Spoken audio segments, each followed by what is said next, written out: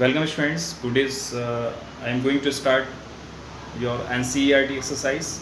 Now question number 3 is a woman starts from her home at 9 a.m. walks with a speed of 5 km per hour on a straight road up to her office 2.5 km away. Stays at the office up to 5 p.m. and returns home by an auto with a speed of 25 km per hour. Choose suitable scale and plot the xt graph of her motion. So student, here we are going to plot the st graph of the motion of the women. तो firstly will find what is the time taking to reach the office actually. तो यहाँ हम क्या करेंगे, हम time निकालेंगे office पहुँचने का टाइम और ऑफिस से वापस घर आने का टाइम. ठीक है, तो firstly we are going to find out the time taking to reach the office. It will be distance upon time. तो what is the distance covered by the women okay to reach the office, that is 2.5 kilometre it is giving you okay, and with a speed of 5 km per hour. So women goes from home to office with this speed 5 km per hour and covers 2.5 kilometer distance. Okay, the distance in kilometer we have taken on y-axis and time in hours we have taken in on x-axis. Clear? Now what is the time taken to reach the office? It will be 0.5 hour. Okay, means 30 minutes. तो women को, उस lady को start actually 9 AM से वो start करती है office के लिए जाने के लिए. ठीक है, और उसको टाइम कितना लगता है ऑफिस पहुंचने में, उसको टाइम लगा 9:30 AM. ये टाइम लगा. तो इस तरह से हम इसको ग्राफ पे शो करते हैं. ठीक है, क्योंकि उसका एक कांस्टेंट मोशन है, एक यूनिफॉर्म स्पीड से हो जाती है, उसका स्पीड चेंज नहीं होता है, यानी कि 5 km per hour is a constant speed actually. Okay, so this straight line shows the uniform motion. तो वीमेन का जो मोशन होगा वो कैसा होगा, यूनिफॉर्म मोशन होगा from home to office. Clear? Okay, and when the women reach to this office actually, तो this is the time taken by the women actually. तो at 9:30 AM women will be in the office. ठीक है, इसी तरह से student हम निकाल लेते हैं कि उसको ऑफिस से घर आने में, वापस घर आने में उसको कितना टाइम लगता है. ठीक है, तो again we have given the speed okay for coming back actually the time taking to return from office, the distance will be same actually. ठीक है, घर से ऑफिस का डिस्टेंस तो कांस्टेंट ही रहेगा, it is 2.5 kilometre, but this now this distance covered with this speed 25 kilometre per hour. This is hour 25 kilometre per hour. Okay, now we get 0.1 hour. Okay, convert into in minute, so it becomes 6 minute. तो 6 minute time उसको लगता है वापस office से घर आने में. ठीक है, तो इस तरह से हम ग्राफ पर इसको शो कर सकते हैं. तो 9 AM से उसने अपना जर्नी स्टार्ट किया actually from home to office. Okay, and reach to office at 9:30 AM. Okay, और ऑफिस में वो 9:30 से 5 PM तक ऑफिस में ही रहती है. This is given your question actually. Okay, यहाँ गिवन है stage at the office up to 5 PM, यानी 9 AM से 9:30 से 5 PM तक वो ऑफिस में ही रहती है. तो इसका मीन्स क्या हो गया, उसका डिस्टेंस इस बीच में कांस्टेंट रहेगा, पोजीशन चेंज नहीं हुआ है, 2.5 एज इट इज रहेगा.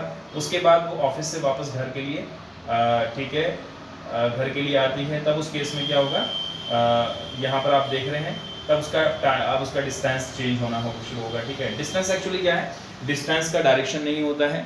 आप डिस्टेंस को इस डायरेक्शन में ले रहे हैं या फिर डिस्टेंस को आप इस डायरेक्शन में ले रहे हैं, उससे कोई फर्क नहीं पड़ता. उसकी value actually this is not the distance here. Distance आप या तो इस डायरेक्शन में ट्रैवल कर रहे हैं या फिर डिस्टेंस को आप इस डायरेक्शन में ट्रैवल कर रहे हैं, तो डिस्टेंस पे कोई इफेक्ट नहीं पड़ेगा, क्योंकि हम डिस्टेंस के मैग्नीट्यूड को कंसिडर करते हैं. क्लियर? और ये डायरेक्शनलेस क्वांटिटी है. तो इस तरह से ऑफिस से वापस घर आने में उसको टाइम लगता है 6 मिनट. ठीक है, उसको हमने ग्राफिकली इस तरह से शो किया है. This 5 PM and this is 5.06 actually. तो स्टूडेंट समझ में आ गया होगा. इसमें हमें सिर्फ DT ग्राफ यानी कि प्लॉट करना था, तो ये आपको क्लियर हो गया होगा. उसके बाद आते हैं हम नेक्स्ट क्वेश्चन पे. Question number 5 I am reading here. A jet airplane traveling at the speed of 500 km per hour ejects its products of combustion at the speed of 1500 km per hour relative to jet plane. What is the speed of the latter with respect to an observer on the ground? Student, इस तरह के question मैंने कल भी आपको समझाए थे, किस तरह से हम रिलेटिव वेलोसिटी निकालते हैं. रिलेटिव वेलोसिटी से है. ठीक है, इसमें आपको गिवन है रिलेटिव वेलोसिटी ऑफ जेट दिया है okay with respect to earth. तो you have given the relative speed of jet plane with respect to earth, which is given you 500 km per hour, okay, and also you have given the relative velocity of combustion, okay, with respect to jet, it is 1500 km per hour, but it will be in the opposite direction, so we will take with the negative sign, ठीक है, minus 1500 km per hour. Combustion का direction होगा वो jet plane के motion के direction के just opposite होगा, इसलिए माइनस साइन के साथ हमने लिया है, ठीक है. तो ये 1500 है, ये कंबशन का जेट के साथ रिलेटिव वेलोसिटी है. Now question asking you find out the speed of the combustion actually with respect to observer. एक ऑब्जर्वर है जो कि ग्राउंड पे खड़ा हुआ है, अर्थ पर है, ठीक है, वो उस कंबशन को किस स्पीड से आते हुए फील करता है एक्चुअली, वो आपको निकालना है इसमें. तो हम फॉर्मूला हमारा क्या होता है, सी जे से हम निकालेंगे, बी सी जे, ठीक है, velocity of combustion with respect to jet, it will be what actually velocity of combustion minus velocity of jet, okay. इसको हम इस तरह से लिखते हैं, फॉर्मूला तो आपको मालूम होगा, जैसे आपने मालूम है कि दो बॉडी हैं जिनका स्पीड ये A है और ये B है, तो इसको आपने ले लिया VA, इसको आपने ले लिया VB, तो आप निकालते हैं VAB निकालते हैं, तो आप इस तरह से लेते हैं VA माइनस VB लेते हैं ना, तो उसी तरह से हमने फॉर्मूला यहाँ बनाया. VCJ क्या होगा, VC माइनस VJ सिंपली. लेकिन ये किसके रेस्पेक्ट में होता है, अर्थ के रेस्पेक्ट में या ग्राउंड के रेस्पेक्ट में, मैंने बताया था आपको, ये कॉमन बात है. तो ये चीज़ क्लियर है आपके, ओके स्टूडेंट. तो this is with respect to earth. Now the students what the thing you have given here, you have given CJ given है आपको, और आपको निकालना क्या है, VC निकालना, ठीक है. तो VC को आप इस साइड ले लेंगे, बाकी CJ प्लस ये माइनस का था, इधर लेकर आएंगे तो प्लस हो जाएगा, प्लस VJE हो जाएगा, ठीक है.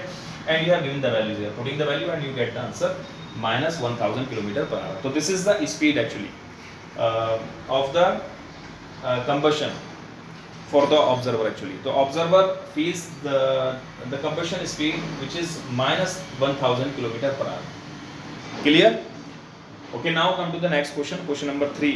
Question number 6.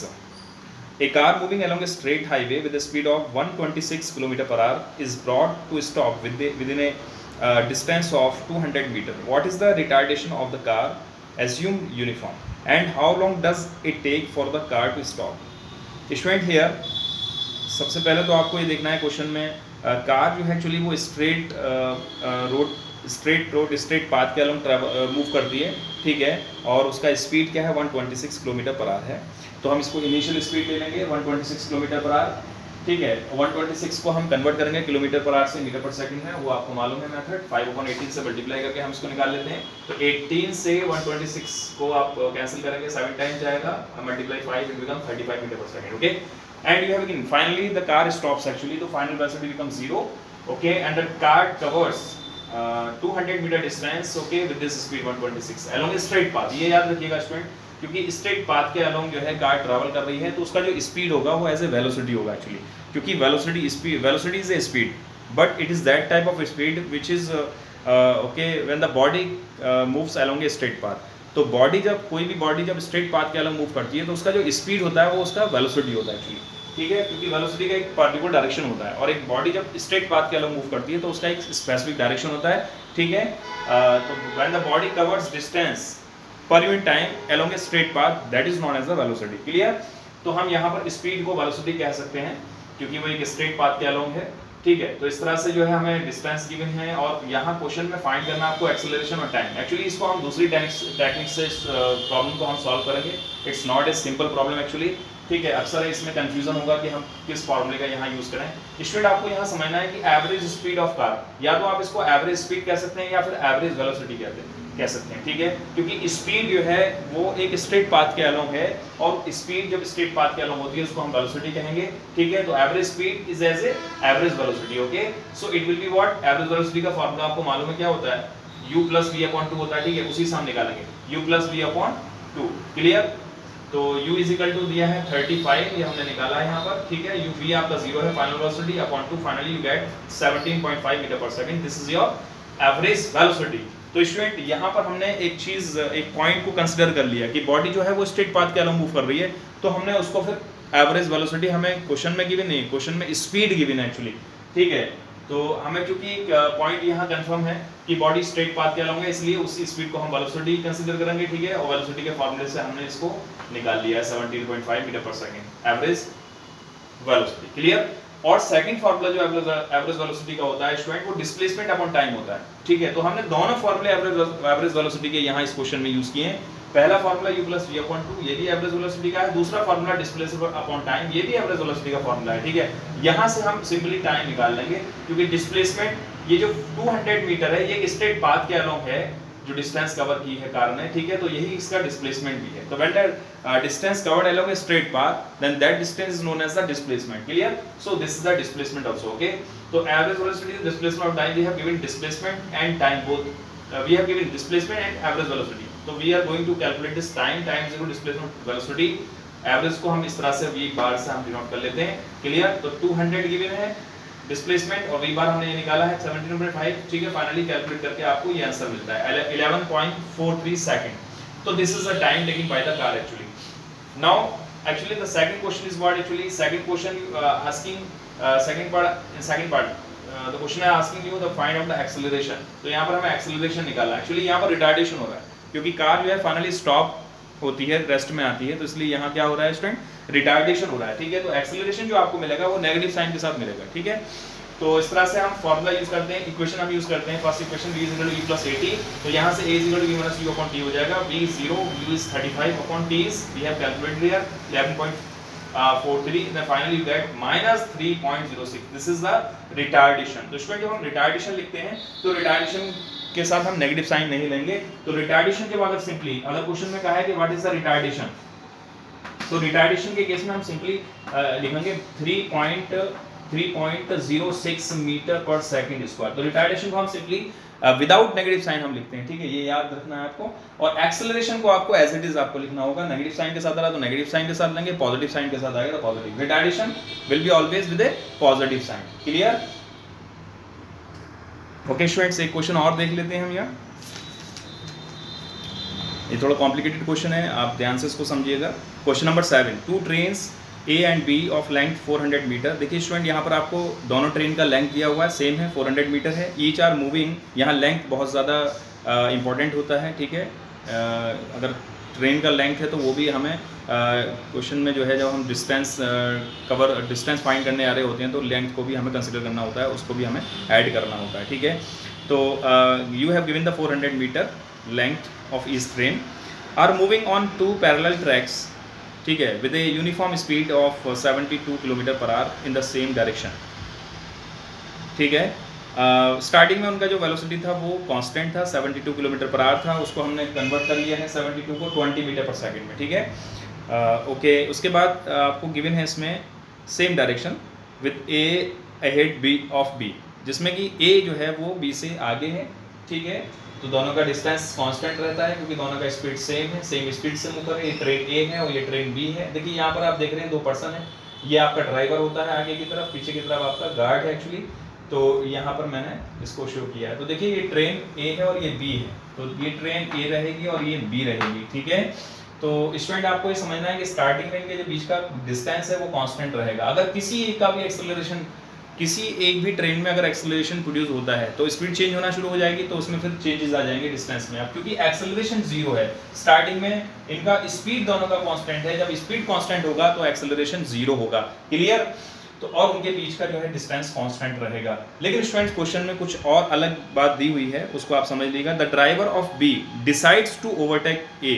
ड्राइवर जो बी का ड्राइवर है वो नहीं चाहता है कि मैं ए से पीछे ही रहूं, ठीक है। वो चाहता है कि मैं ए से आगे निकलूं, ठीक है। तो उसके लिए उसको क्या करना होगा, उसके लिए उसको अपना स्पीड चेंज करना होगा। और स्पीड चेंज करने के लिए उसको एक्सेलरेशन, अपनी ट्रेन को एक्सेलरेट करना होगा, क्योंकि अभी एक्सेलरेशन, अभी तक उसकी ट्रेन का एक्सेलरेशन 0 था क्योंकि कांस्टेंट स्पीड से मूव कर रही थी, ठीक है। अब उसको ट्रेन को एक्सेलरेट करना होगा और जैसे ही वो ट्रेन को एक्सेलरेट करेगा उसका स्पीड चेंज होना शुरू हो जाएगा, ठीक है। उसका स्पीड इंक्रीज होगा और स्पीड जब इंक्रीज हो जाएगा, क्योंकि फर्स्ट जो ट्रेन है वो तो अपनी कांस्टेंट स्पीड से ही मूव कर रही है, तो एक टाइम बाद क्या होगा कि इसका स्पीड इतना ज्यादा, इसका स्पीड इंक्रीज हो रहा है और एक टाइम बाद क्या करेगा, ये इसको ओवरटेक करेगा। तो वो टाइम क्या है एक्चुअली, वो टाइम गिवन है 50 सेकंड। 50 सेकंड बाद ये 50 सेकंड बाद कंडीशन एक्चुअली गिवन है इसमें कि 50 सेकंड बाद एक्चुअली होता क्या है कि जो ड्राइवर है इसका फर्स्ट ट्रेन का, ठीक है, this driver meet to the guard actually, ठीक है। यानी कि ये इसको टच करते हुए निकलता है, ओके।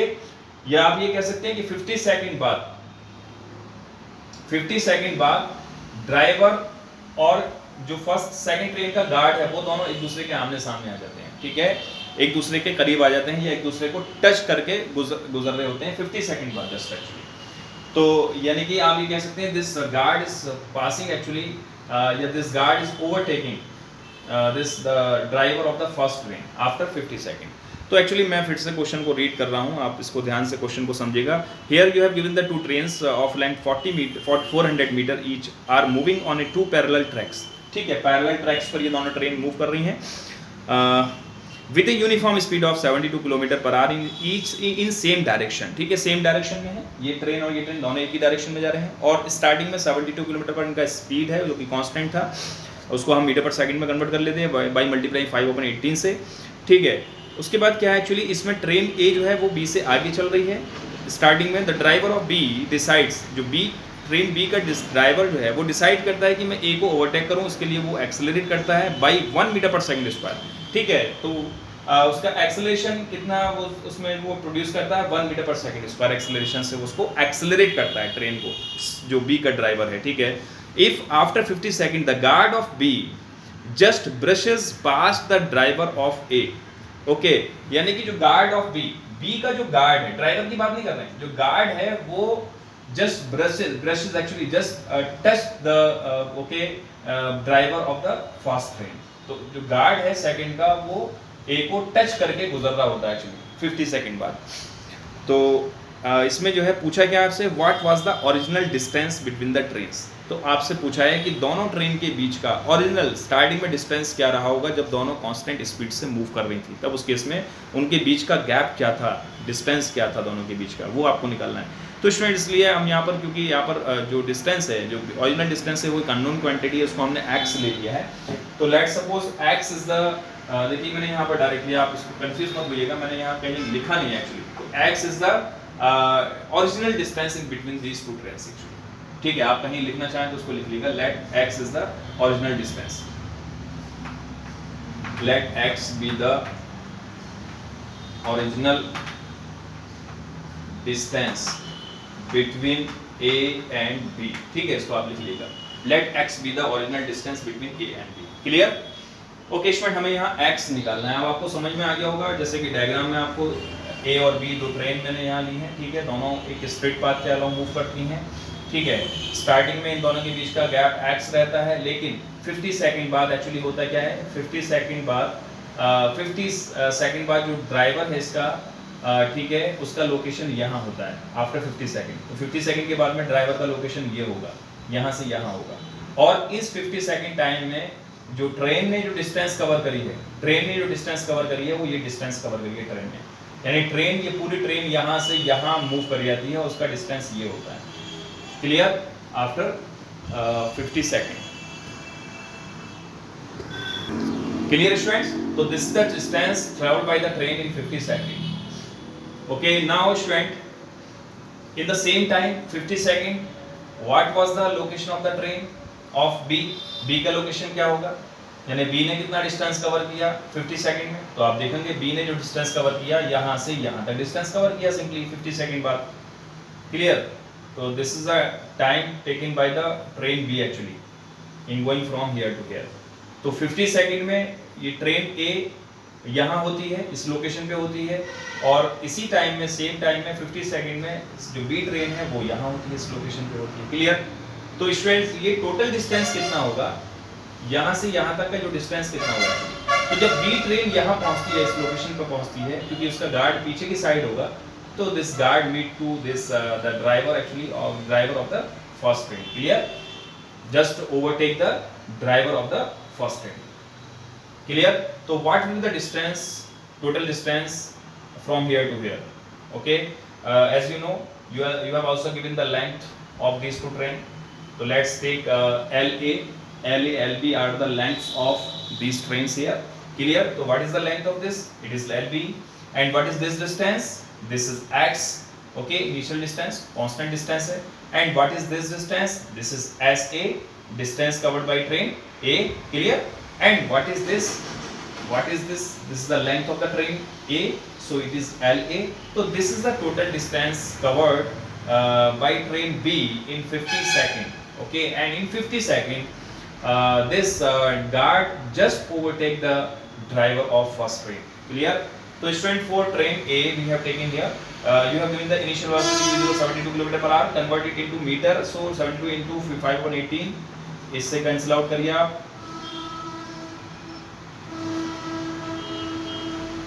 4 टाइम जाएगा, ठीक है, मल्टीप्लाई करेंगे 20 मीटर पर सेकंड हो जाएगा. ठीक है, इस तरह से एक्सेलरेशन आपको 0 गिवन है, स्पीड कांस्टेंट है, एक्सेलरेशन 0 होगा और टाइम आपको 50 सेकंड दिया हुआ है. तो for this time what is the distance covered by train A? So it will B speed into time. ठीक है, स्पीड इनटू टाइम से हम निकालेंगे डिस्टेंस को. तो सिंपली हो जाएगा 20 into 50, फाइनली ये 1000 मीटर आ गया. तो this is the distance covered by train A. Clear? Now for train B, initial speed is 20 metre per second, लेकिन जो ट्रेन बी है, जो ट्रेन बी का ड्राइवर है, वो ट्रेन को एक्सेलरेट करता है क्योंकि उसको ओवरटेक करना है. तो वो एक्सेलरेट कितने से करेगा? 1 से एक्सेलरेट करेगा उसको. ठीक है, 1 मीटर पर सेकंड स्क्वायर.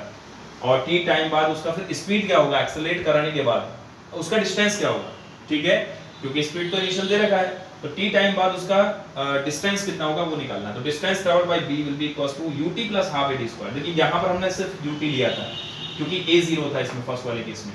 अब हम क्या लेंगे? पूरा इक्वेशन लेंगे ut plus half a t square. जब a को 0 लेंगे तो वाला पार्ट पूरा 0 हो जाएगा. तो simply you will get, you will okay take this ut here, but here a is not 0, a is 1. So we'll also take the second part also actually, ut plus half ad square. So u is 20 into t is 50 plus half into a is 1 and t is 50 का square हो गया. इस तरह से 2250 metre. ये this is the distance covered by train B actually, okay, to reach over here. यहाँ तक पहुँचने में उसने डिस्टेंस कवर किया 2250. क्लियर? तो समझ में आ गया होगा स्टूडेंट, ये डिस्टेंस हो गया टोटल कवर किया किसने? ट्रेन बी ने कवर किया है. ठीक है, now what will total, what is this is SB actually, this SB is equal to क्या होगा? अगर जनरली हम देखते हैं तो SB क्या है? वो इन सब लेंथ्स का जो है डिस्टेंसेस का सम है एक्चुअली.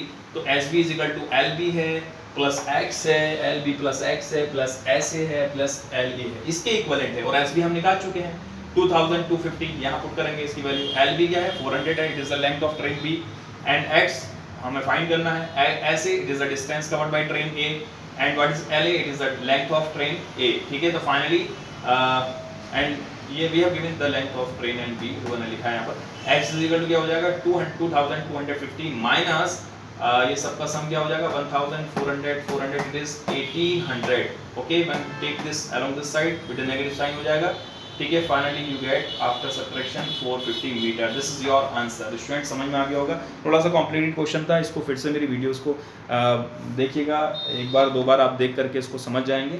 ठीक है, ओके, थैंक यू स्टूडेंट्स.